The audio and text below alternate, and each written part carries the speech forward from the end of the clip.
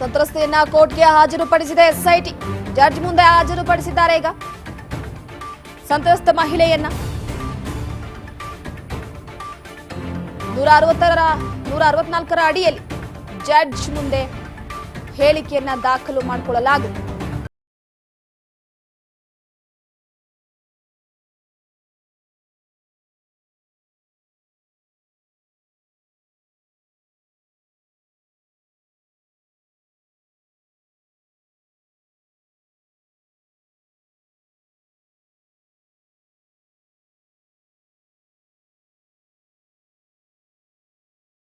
ಹಾಜರುಪಡಿಸಿರುವಂತದ್ದು ಸಂತ್ರಸ್ತೆಯನ್ನ. ಒಂದು ಕಡೆ ಈ ಹೇಳಿಕೆಯನ್ನ ತೆಗೆದುಕೊಂಡು ಮತ್ತೊಂದು ಕಡೆ ಪ್ರಜ್ವಲ್ ರೇವಣ್ಣ ಹಾಗೆ ಮತ್ತೊಂದು ಕಡೆ ಎಚ್.ಡಿ. ರೇವಣ್ಣ ಇವರಿಗೀಗ ಕುತ್ತಿಗೆಗೆ ಬಂದ ಹಾಗಿದೆ.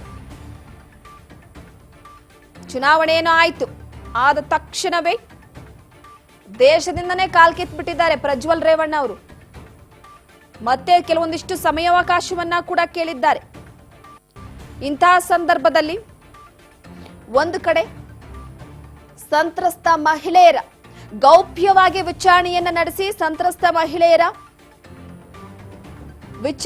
ನಡೆಸಿ ಮಾಹಿತಿಯನ್ನ ಕಲೆ ಹಾಕಲಾಗ್ತಾ ಇದೆ. ಅವರಿಂದ ಕೆಲವೊಂದಿಷ್ಟು ಹೇಳಿಕೆಗಳನ್ನ ದಾಖಲು ಮಾಡಿಕೊಳ್ಳಲಾಗ್ತಾ ಇದೆ. ಬೆದರಿಸಿ ಏನಾದ್ರೂ ಲೈಂಗಿಕತೆಗೆ ಬಳಸ್ಕೊಂಡ್ರ ಅಥವಾ ಹಿಂಸಾತ್ಮಕವಾಗಿ ಬಳಸ್ಕೊಂಡ್ರ ಇವೆಲ್ಲ ವಿಚಾರವನ್ನ ಕೂಡ ಕೇಳಲಾಗುತ್ತೆ. ಆದ್ರೆ ಕೆಲವೊಂದಿಷ್ಟು ಜನ ಇದಕ್ಕೆ ಸಹಕಾರವನ್ನ ಕೂಡ ಅಂದ್ರೆ ಮೀನ್ಸ್ ವಿಚಾರಣೆಗೆ ಸಹಕಾರವನ್ನ ಕೂಡ ನೀಡ್ತಾ ಇಲ್ಲ. ಇದು ಒಂದ್ ರೀತಿ ಎಸ್ಐಟಿಗೆ ದೊಡ್ಡ ಸವಾಲಾಗಿತ್ತು. ಈಗ ಸಂತ್ರಸ್ತ ಮಹಿಳೆ ಕೋರ್ಟ್ಗೆ ಹಾಜರುಪಡಿಸಿದ್ದಾರೆ ಎಸ್ಐಟಿ ತಂಡ.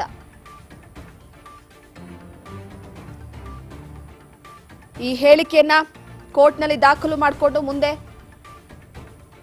ಮುಂದಿನ ಕ್ರಮವನ್ನ ಕೂಡ ತೆಗೆದುಕೊಳ್ಳಲಾಗುತ್ತೆ. ಸದ್ಯದ ಮಟ್ಟಿಗೆ ಇವರಿಬ್ಬರನ್ನ ಕೂಡ ವಿಚಾರಣೆ ಮಾಡಬೇಕಾಗುತ್ತೆ. ಒಂದು ಕಡೆ ರೇವಣ್ಣ ಅವರನ್ನ ಬಂಧಿಸಿ ಅವರನ್ನ ವಿಚಾರಣೆ ತೆಗೆದುಕೊಳ್ಬೇಕಾಗುತ್ತೆ. ಮತ್ತೊಂದು ಕಡೆ ಪ್ರಜ್ವಲ್ ರೇವಣ್ಣ ಅವರು ರಾಜ್ಯಕ್ಕೆ ಬರಬೇಕಾಗುತ್ತೆ. ತದನಂತರವಾಗಿ ಮುಂದಿನ ನಿರ್ಧಾರವನ್ನ ಕೈಗೊಳ್ಳಲಾಗುತ್ತೆ. ಆದ್ರೆ ಇಲ್ಲಿ ಸಂತ್ರಸ್ತ ಮಹಿಳೆಯರ ಆ ಒಂದು ಹೇಳಿಕೆ ತುಂಬಾ ಬಹಳ ಮುಖ್ಯವಾಗಿರುತ್ತೆ. ಈಗ 164ರ ಅಡಿಯಲ್ಲಿ ಜಡ್ಜ್ ಎದುರು ಹೇಳಿಕೆಯನ್ನ ದಾಖಲು ಮಾಡಿಕೊಳ್ಳಲಾಗುತ್ತೆ. ಮತ್ತೆ ಸಂಕಷ್ಟ ಶುರುವಾಗಿದೆ. ದಿನೇ ದಿನೇ ಹೊಸ ಟ್ವಿಸ್ಟ್ ಅನ್ನ ಪಡೆದುಕೊಳ್ತಾ ಇದೆ ಈ ಒಂದು ಅಶ್ಲೀಲ ವಿಡಿಯೋ ಪ್ರಕರಣ. ಒಂದು ಕಡೆ ಬಿಗ್ ಶಾಕ್ ಎದುರಾಗಿತ್ತು ಪ್ರಜ್ವಲ್ ರೇವಣ್ಣ ಅವರಿಗೆ. ಈಗ ಸಂತ್ರಸ್ತೆ ಮಹಿಳೆಯರ ಹೇಳಿಕೆ ಅಂತಂದ್ರೆ ಮತ್ತಷ್ಟು ಸಂಕಷ್ಟ ಶುರುವಾಗುತ್ತೆ ಅಪ್ಪ ಮಗ ಇಬ್ಬರಿಗೂ ಕೂಡ.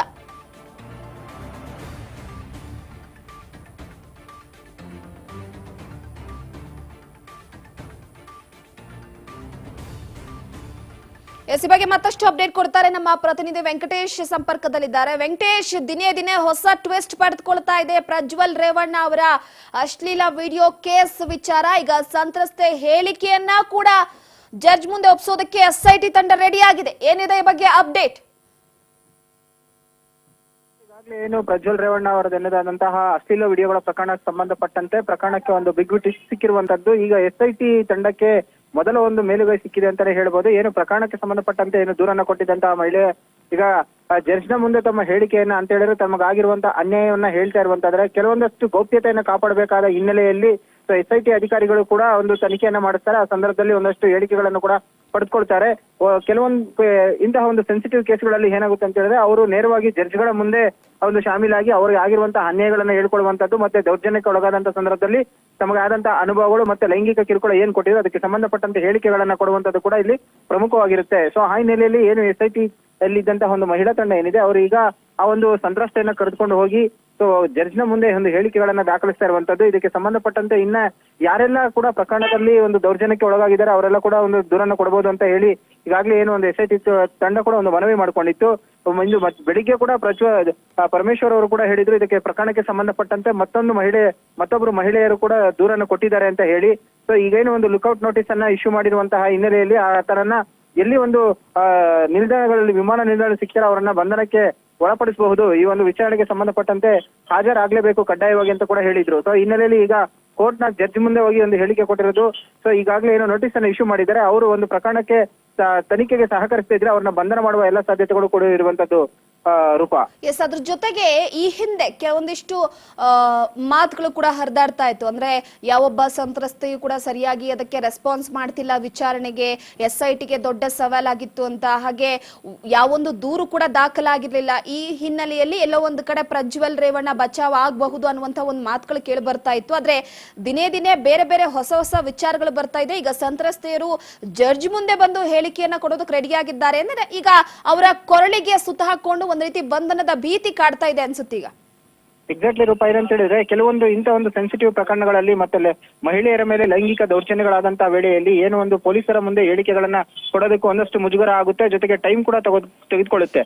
ಸೊ ಆ ಹಿನ್ನೆಲೆಯಲ್ಲಿ ಅವರು ಈ ಒಂದು ಪ್ರಕರಣಕ್ಕೆ ಸಂಬಂಧಪಟ್ಟಂತೆ ಏನು ಜಡ್ಜ್ಗಳ ಮುಂದೆ ಹೋಗಿ ಸ್ವತಃ ಅಂದ್ರೆ ಆ ಪೊಲೀಸರ ಮುಖಾಂತರ ಹೋಗಿ ಜಡ್ಜ್ಗಳ ಮುಂದೆ ತಮಗೆ ಆದಂತ ಅನ್ಯಾಯವನ್ನ ಹೇಳಿಕೆಯನ್ನು ಕೊಡುವಂತದ್ದು. ಆಗ ಚಾರ್ಜ್ ಶೀಟ್ಗೆ ಸಂಬಂಧಪಟ್ಟಂತೆ ಒಂದು ದಾಖಲೆಗಳೇನಿರುತ್ತೆ ಅದನ್ನು ಕೂಡ ಉಲ್ಲೇಖವನ್ನ ಮಾಡ್ತಾರೆ ಈ ಒಂದು ಸಂದರ್ಭದಲ್ಲಿ. ಸೊ ಆ ಹಿನ್ನೆಲೆಯಲ್ಲಿ ಈಗ SIT ಅಧಿಕಾರಿಗಳಿಗೂ ಕೂಡ ಒಂದಷ್ಟು ಮೇಲುಗೈ ಸಿಕ್ಕಿದೆ ಅಂತ ಹೇಳ್ಬೋದು. ಇನ್ನು ಅವರು ಟೆಕ್ನಿಕಲ್ ಎವಿಡೆನ್ಸ್ ಗಳನ್ನ ಕಲೆ ಹಾಕ್ತಾ ಹೋಗ್ಬೇಕಾಗುತ್ತೆ.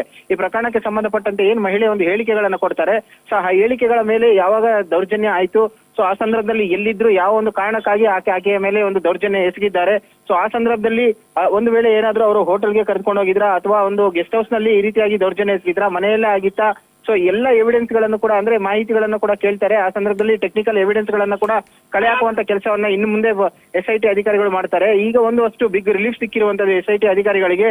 ಒಂದು ವೇಳೆ ಆ ಒಂದು ಮೊಬೈಲ್ ನಲ್ಲಿ ಇದ್ದಂತ ವಿಡಿಯೋವನ್ನ ರಿಟ್ರೀವ್ ಮಾಡಿರುವಂತದ್ದು, ಡಿಲೀಟ್ ಆಗಿರೋ ರಿಟ್ರೀವ್ ಮಾಡ್ಕೊಂಡಿರುವಂತದ್ದು, ಇನ್ನು ಯಾವ್ಯಾವ ಒಂದು ವಿಡಿಯೋಗಳಲ್ಲಿ ಮಹಿಳೆಯರಿದ್ದಾರೆ ಅವರನ್ನ ಸಂಪರ್ಕ ಮಾಡಿ ಮತ್ತೆ ಅವರಿಂದ ಹೇಳಿಕೆಗಳನ್ನ ಪಡೆದುಕೊಳ್ಬೇಕಾದಂತ ಒಂದಷ್ಟು ಕೂಡ ಈಗ SIT ತಂಡಕ್ಕೆ ಅನಿವಾರ್ಯವಾಗಿರುವಂತದ್ದು. ಕೆಲವೊಂದಷ್ಟು ಬಾರಿ ಏನಾಗುತ್ತೆ ಅಂತ ಹೇಳಿದ್ರೆ, ಎಲ್ಲೋ ಒಂದು ತಮ್ಮ ಮಾನಹಾನಿ ಉಂಟಾಗ್ಬೋದು ಮತ್ತೆ ಫ್ಯಾಮಿಲಿಗೆ ಎಲ್ಲೋ ಒಂದ್ ಕಡೆ ಧಕ್ಕೆ ಉಂಟಾಗ್ಬೋದು ಅನ್ನೋ ಕಾರಣಕ್ಕೆ ಅವರು ಹೇಳಿಕೆಗಳನ್ನ ಕೊಡೋದಕ್ಕಾಗ್ಲಿ ಅಥವಾ ಕಂಪ್ಲೇಂಟ್ ಕೊಡೋದಕ್ಕಾಗ್ಲಿ ಬರೋದಿಲ್ಲ. ಆ ಸಂದರ್ಭದಲ್ಲಿ ಅದು ಕೂಡ ಎಲ್ಲೋ ಒಂದ್ ಕಡೆ ಹಿನ್ನಡೆ ಆಗುತ್ತೆ. ಈಗ ನೀವು ಹೇಳಿದಂಗೆ ಈ ಒಂದು ಪ್ರಜ್ವಲ್ ರೇವಣ್ಣ ಅವರಿಗೆ ಇದೊಂದು ದೊಡ್ಡ ಕಂಟಕ ಅಂತಾನೆ ಹೇಳ್ಬೋದು. ಸೊ ಹೀಗಾಗಿ ಅವರನ್ನ ಮತ್ತೆ ಬಂಧನಕ್ಕೆ ಒಳಪಡಿಸುವ ಸಾಧ್ಯತೆಗಳು ದಟ್ಟವಾಗಿರುವಂತದ್ದು ರೂಪಾ. ಓಕೆ, ಥ್ಯಾಂಕ್ ಯು ನಿಮ್ಮೆಲ್ಲ ಮಾಹಿತಿಗಾಗಿ ವೆಂಕಟೇಶ್. ಎಸ್,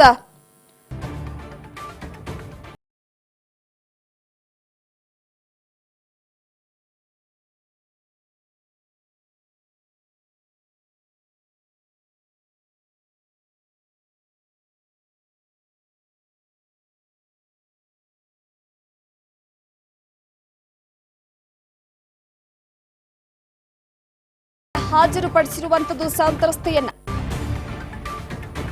ಒಂದು ಕಡೆ ಈ ಹೇಳಿಕೆಯನ್ನ ತೆಗೆದುಕೊಂಡು ಮತ್ತೊಂದು ಕಡೆ ಪ್ರಜ್ವಲ್ ರೇವಣ್ಣ, ಹಾಗೆ ಮತ್ತೊಂದು ಕಡೆ HD ರೇವಣ್ಣ, ಇವರಿಗೀಗ ಕುತ್ತಿಗೆಗೆ ಬಂದ ಆಗಿದೆ.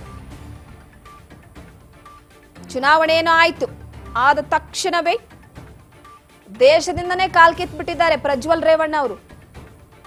ಮತ್ತೆ ಕೆಲವೊಂದಿಷ್ಟು ಸಮಯಾವಕಾಶವನ್ನ ಕೂಡ ಕೇಳಿದ್ದಾರೆ. ಇಂತಹ ಸಂದರ್ಭದಲ್ಲಿ ಒಂದು ಕಡೆ ಸಂತ್ರಸ್ತ ಮಹಿಳೆಯರ ಗೌಪ್ಯವಾಗಿ ವಿಚಾರಣೆಯನ್ನ ನಡೆಸಿ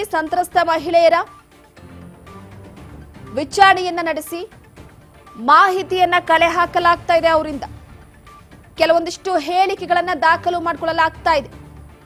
ಬೆದರಿಸಿ ಏನಾದ್ರೂ ಲೈಂಗಿಕತೆಗೆ ಬಳಸ್ಕೊಂಡ್ರ ಅಥವಾ ಹಿಂಸಾತ್ಮಕವಾಗಿ ಬಳಸ್ಕೊಂಡ್ರ, ಇವೆಲ್ಲ ವಿಚಾರವನ್ನ ಕೂಡ ಕೇಳಲಾಗುತ್ತೆ. ಆದ್ರೆ ಕೆಲವೊಂದಿಷ್ಟು ಜನ ಇದಕ್ಕೆ ಸಹಕಾರವನ್ನ ಕೂಡ ಅಂದ್ರೆ ಮೀನ್ಸ್ ವಿಚಾರಣೆಗೆ ಸಹಕಾರವನ್ನ ಕೂಡ ನೀಡ್ತಾ ಇಲ್ಲ. ಇದು ಒಂದ್ ರೀತಿ SITಗೆ ದೊಡ್ಡ ಸವಾಲಾಗಿತ್ತು. ಈಗ ಸಂತ್ರಸ್ತ ಮಹಿಳೆ ಕೋರ್ಟ್ಗೆ ಹಾಜರುಪಡಿಸಿದ್ದಾರೆ SIT ತಂಡ.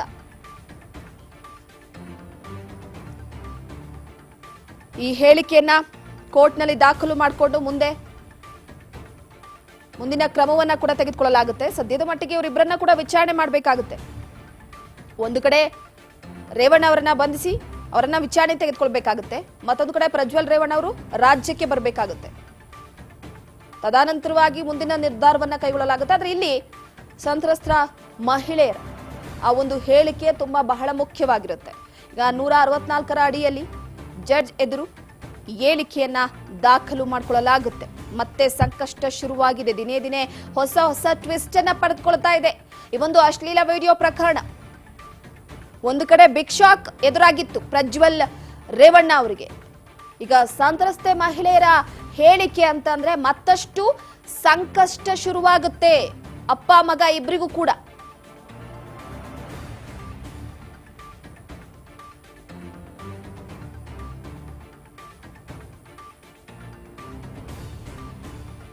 ಎಸ್ ಈ ಬಗ್ಗೆ ಮತ್ತಷ್ಟು ಅಪ್ಡೇಟ್ ಕೊಡ್ತಾರೆ ನಮ್ಮ ಪ್ರತಿನಿಧಿ ವೆಂಕಟೇಶ್ ಸಂಪರ್ಕದಲ್ಲಿದ್ದಾರೆ. ವೆಂಕಟೇಶ್, ದಿನೇ ದಿನೇ ಹೊಸ ಟ್ವಿಸ್ಟ್ ಪಡೆದುಕೊಳ್ತಾ ಇದೆ ಪ್ರಜ್ವಲ್ ರೇವಣ್ಣ ಅವರ ಅಶ್ಲೀಲ ವಿಡಿಯೋ ಕೇಸ್ ವಿಚಾರ. ಈಗ ಸಂತ್ರಸ್ತೆ ಹೇಳಿಕೆಯನ್ನ ಕೂಡ ಜಡ್ಜ್ ಮುಂದೆ ಒಪ್ಪಿಸೋದಕ್ಕೆ SIT ತಂಡ ರೆಡಿ ಆಗಿದೆ. ಏನಿದೆ ಈ ಬಗ್ಗೆ ಅಪ್ಡೇಟ್?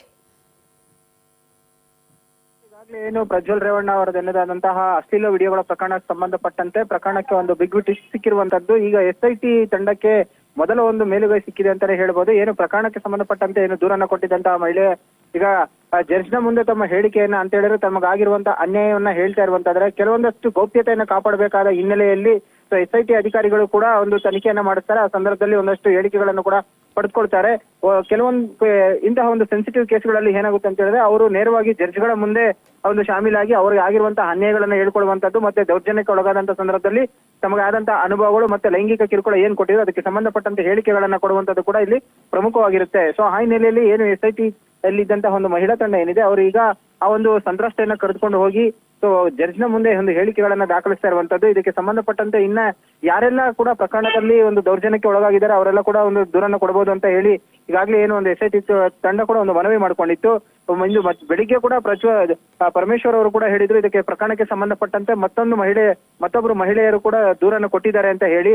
ಸೊ ಈಗೇನು ಒಂದು ಲುಕ್ಔಟ್ ನೋಟಿಸ್ ಅನ್ನ ಇಶ್ಯೂ ಮಾಡಿರುವಂತಹ ಹಿನ್ನೆಲೆಯಲ್ಲಿ ಆತನನ್ನ ಎಲ್ಲಿ ಒಂದು ನಿಲ್ದಾಣಗಳಲ್ಲಿ ವಿಮಾನ ನಿಲ್ದಾಣ ಸಿಕ್ಕಿದ್ರೆ ಅವರನ್ನ ಬಂಧನಕ್ಕೆ ಒಳಪಡಿಸಬಹುದು. ಈ ಒಂದು ವಿಚಾರಣೆಗೆ ಸಂಬಂಧಪಟ್ಟಂತೆ ಹಾಜರಾಗ್ಲೇಬೇಕು ಕಡ್ಡಾಯವಾಗಿ ಅಂತ ಕೂಡ ಹೇಳಿದ್ರು. ಸೊ ಹಿನ್ನೆಲೆಯಲ್ಲಿ ಈಗ ಕೋರ್ಟ್ ನ ಜಡ್ಜ್ ಮುಂದೆ ಹೋಗಿ ಒಂದು ಹೇಳಿಕೆ ಕೊಟ್ಟಿರೋದು. ಸೊ ಈಗಾಗಲೇ ಏನೋ ನೋಟಿಸ್ ಅನ್ನು ಇಶ್ಯೂ ಮಾಡಿದ್ದಾರೆ. ಅವರು ಒಂದು ಪ್ರಕರಣಕ್ಕೆ ತನಿಖೆಗೆ ಸಹಕರಿಸ್ತಾ ಇದ್ರೆ ಅವ್ರನ್ನ ಬಂಧನ ಮಾಡುವ ಎಲ್ಲ ಸಾಧ್ಯತೆಗಳು ಕೂಡ ಇರುವಂತದ್ದು ರೂಪಾ. ಎಸ್, ಅದ್ರ ಜೊತೆಗೆ ಈ ಹಿಂದೆ ಕೆಲವೊಂದಿಷ್ಟು ಮಾತುಗಳು ಕೂಡ ಹರಿದಾಡ್ತಾ ಇತ್ತು. ಅಂದ್ರೆ ಯಾವೊಬ್ಬ ಸಂತ್ರಸ್ತೆಯು ಕೂಡ ಸರಿಯಾಗಿ ಅದಕ್ಕೆ ರೆಸ್ಪಾನ್ಸ್ ಮಾಡ್ತಿಲ್ಲ ವಿಚಾರಣೆಗೆ, SITಗೆ ದೊಡ್ಡ ಸವಾಲಾಗಿತ್ತು ಅಂತ, ಹಾಗೆ ಯಾವೊಂದು ದೂರು ಕೂಡ ದಾಖಲಾಗಿರ್ಲಿಲ್ಲ. ಈ ಹಿನ್ನೆಲೆಯಲ್ಲಿ ಎಲ್ಲೋ ಒಂದು ಕಡೆ ಪ್ರಜ್ವಲ್ ರೇವಣ್ಣ ಬಚಾವ್ ಆಗಬಹುದು ಅನ್ನುವಂತ ಒಂದು ಮಾತುಗಳು ಕೇಳಿ ಬರ್ತಾ ಇತ್ತು. ಆದ್ರೆ ದಿನೇ ದಿನೇ ಬೇರೆ ಬೇರೆ ಹೊಸ ವಿಚಾರಗಳು ಬರ್ತಾ ಇದೆ. ಈಗ ಸಂತ್ರಸ್ತೆಯರು ಜಡ್ಜ್ ಮುಂದೆ ಬಂದು ಹೇಳಿಕೆಯನ್ನ ಕೊಡೋದಕ್ಕೆ ರೆಡಿಯಾಗಿದ್ದಾರೆ ಅಂದ್ರೆ ಈಗ ಅವರ ಕೊರಳಿಗೆ ಸುತ್ತ ಹಾಕೊಂಡು ಒಂದ್ ರೀತಿ ಬಂಧನದ ಭೀತಿ ಕಾಡ್ತಾ ಇದೆ ಅನ್ಸುತ್ತೀಗ. ಎಕ್ಸಾಕ್ಟ್ಲಿ ರೂಪಾಯಿ ಏನಂತ ಹೇಳಿದ್ರೆ ಕೆಲವೊಂದು ಇಂಥ ಒಂದು ಸೆನ್ಸಿಟಿವ್ ಪ್ರಕರಣಗಳಲ್ಲಿ ಮತ್ತೆ ಮಹಿಳೆಯರ ಮೇಲೆ ಲೈಂಗಿಕ ದೌರ್ಜನ್ಯಗಳಾದಂತಹ ವೇಳೆಯಲ್ಲಿ ಏನು ಒಂದು ಪೊಲೀಸರ ಮುಂದೆ ಹೇಳಿಕೆಗಳನ್ನ ಕೊಡೋದಕ್ಕೂ ಒಂದಷ್ಟು ಮುಜುಗರ ಆಗುತ್ತೆ, ಜೊತೆಗೆ ಟೈಮ್ ಕೂಡ ತೆಗೆದುಕೊಳ್ಳುತ್ತೆ. ಸೊ ಆ ಹಿನ್ನೆಲೆಯಲ್ಲಿ ಅವರು ಈ ಒಂದು ಪ್ರಕರಣಕ್ಕೆ ಸಂಬಂಧಪಟ್ಟಂತೆ ಏನು ಜಡ್ಜ್ಗಳ ಮುಂದೆ ಹೋಗಿ ಸ್ವತಃ ಅಂದ್ರೆ ಆ ಪೊಲೀಸರ ಮುಖಾಂತರ ಹೋಗಿ ಜಡ್ಜ್ಗಳ ಮುಂದೆ ತಮಗೆ ಆದಂತ ಅನ್ಯಾಯವನ್ನ ಹೇಳಿಕೆಯನ್ನು ಕೊಡುವಂತದ್ದು. ಆಗ ಚಾರ್ಜ್ ಶೀಟ್ಗೆ ಸಂಬಂಧಪಟ್ಟಂತೆ ಒಂದು ದಾಖಲೆಗಳೇನಿರುತ್ತೆ ಅದನ್ನು ಕೂಡ ಉಲ್ಲೇಖವನ್ನ ಮಾಡ್ತಾರೆ ಈ ಒಂದು ಸಂದರ್ಭದಲ್ಲಿ. ಸೊ ಆ ಹಿನ್ನೆಲೆಯಲ್ಲಿ ಈಗ SIT ಅಧಿಕಾರಿಗಳಿಗೂ ಕೂಡ ಒಂದಷ್ಟು ಮೇಲುಗೈ ಸಿಕ್ಕಿದೆ ಅಂತ ಹೇಳ್ಬೋದು. ಇನ್ನು ಅವರು ಟೆಕ್ನಿಕಲ್ ಎವಿಡೆನ್ಸ್ ಗಳನ್ನ ಕಲೆ ಹಾಕ್ತಾ ಹೋಗ್ಬೇಕಾಗುತ್ತೆ. ಈ ಪ್ರಕರಣಕ್ಕೆ ಸಂಬಂಧಪಟ್ಟಂತೆ ಏನ್ ಮಹಿಳೆ ಒಂದು ಹೇಳಿಕೆಗಳನ್ನ ಕೊಡ್ತಾರೆ, ಸೊ ಆ ಹೇಳಿಕೆಗಳ ಮೇಲೆ ಯಾವಾಗ ದೌರ್ಜನ್ಯ ಆಯ್ತು, ಸೊ ಆ ಸಂದರ್ಭದಲ್ಲಿ ಎಲ್ಲಿದ್ರು, ಯಾವ ಒಂದು ಕಾರಣಕ್ಕಾಗಿ ಆಕೆಯ ಮೇಲೆ ಒಂದು ದೌರ್ಜನ್ಯ ಎಸಗಿದ್ದಾರೆ, ಸೊ ಆ ಸಂದರ್ಭದಲ್ಲಿ ಒಂದು ವೇಳೆ ಏನಾದ್ರೂ ಅವರು ಹೋಟೆಲ್ಗೆ ಕರ್ಕೊಂಡು ಹೋಗಿದ್ರಾ ಅಥವಾ ಒಂದು ಗೆಸ್ಟ್ ಹೌಸ್ ನಲ್ಲಿ ಈ ರೀತಿಯಾಗಿ ದೌರ್ಜನ್ಯ ಎಸಗಿದ್ರಾ, ಮನೆಯಲ್ಲೇ ಆಗಿತ್ತಾ, ಸೊ ಎಲ್ಲ ಎವಿಡೆನ್ಸ್ ಗಳನ್ನು ಕೂಡ ಅಂದ್ರೆ ಮಾಹಿತಿಗಳನ್ನು ಕೂಡ ಕೇಳ್ತಾರೆ. ಆ ಸಂದರ್ಭದಲ್ಲಿ ಟೆಕ್ನಿಕಲ್ ಎವಿಡೆನ್ಸ್ ಗಳನ್ನ ಕೂಡ ಕಲೆ ಹಾಕುವಂತ ಕೆಲಸವನ್ನ ಇನ್ನು ಮುಂದೆ SIT ಅಧಿಕಾರಿಗಳು ಮಾಡ್ತಾರೆ. ಈಗ ಒಂದಷ್ಟು ಬಿಗ್ ರಿಲೀಫ್ ಸಿಕ್ಕಿರುವಂತದ್ದು SIT ಅಧಿಕಾರಿಗಳಿಗೆ. ಒಂದು ವೇಳೆ ಆ ಒಂದು ಮೊಬೈಲ್ ನಲ್ಲಿ ಇದ್ದಂತಹ ವಿಡಿಯೋವನ್ನ ರಿಟ್ರೀವ್ ಮಾಡಿರುವಂತದ್ದು, ಡಿಲೀಟ್ ಆಗಿರೋ ರಿಟ್ರೀವ್ ಮಾಡ್ಕೊಂಡಿರುವಂತದ್ದು, ಇನ್ನು ಯಾವ್ಯಾವ ಒಂದು ವಿಡಿಯೋಗಳಲ್ಲಿ ಮಹಿಳೆಯರಿದ್ದಾರೆ ಅವರನ್ನ ಸಂಪರ್ಕ ಮಾಡಿ ಮತ್ತೆ ಅವರಿಂದ ಹೇಳಿಕೆಗಳನ್ನ ಪಡೆದುಕೊಳ್ಬೇಕಾದಂತ ಒಂದಷ್ಟು ಕೂಡ ಈಗ SIT ತಂಡಕ್ಕೆ ಅನಿವಾರ್ಯವಾಗಿರುವಂತದ್ದು. ಕೆಲವೊಂದಷ್ಟು ಬಾರಿ ಏನಾಗುತ್ತೆ ಅಂತ ಹೇಳಿದ್ರೆ ಎಲ್ಲೋ ಒಂದು ತಮ್ಮ ಮಾನಹಾನಿ ಉಂಟಾಗ್ಬೋದು ಮತ್ತೆ ಫ್ಯಾಮಿಲಿಗೆ ಎಲ್ಲೋ ಒಂದ್ ಕಡೆ ಧಕ್ಕೆ ಉಂಟಾಗ್ಬೋದು ಅನ್ನೋ ಕಾರಣಕ್ಕೆ ಅವರು ಹೇಳಿಕೆಗಳನ್ನ ಕೊಡೋದಕ್ಕಾಗ್ಲಿ ಅಥವಾ ಕಂಪ್ಲೇಂಟ್ ಕೊಡೋದಕ್ಕಾಗ್ಲಿ ಬರೋದಿಲ್ಲ. ಆ ಸಂದರ್ಭದಲ್ಲಿ ಅದು ಕೂಡ ಎಲ್ಲೋ ಒಂದ್ ಕಡೆ ಹಿನ್ನಡೆ ಆಗುತ್ತೆ. ಈಗ ನೀವು ಹೇಳಿದಂಗೆ ಈ ಒಂದು ಪ್ರಜ್ವಲ್ ರೇವಣ್ಣ ಅವರಿಗೆ ಇದೊಂದು ದೊಡ್ಡ ಕಂಟಕ ಅಂತಾನೆ ಹೇಳ್ಬೋದು. ಸೊ ಹೀಗಾಗಿ ಅವರನ್ನ ಮತ್ತೆ ಬಂಧನಕ್ಕೆ ಒಳಪಡಿಸುವ ಸಾಧ್ಯತೆಗಳು ದಟ್ಟವಾಗಿರುವಂತದ್ದು ರೂಪ.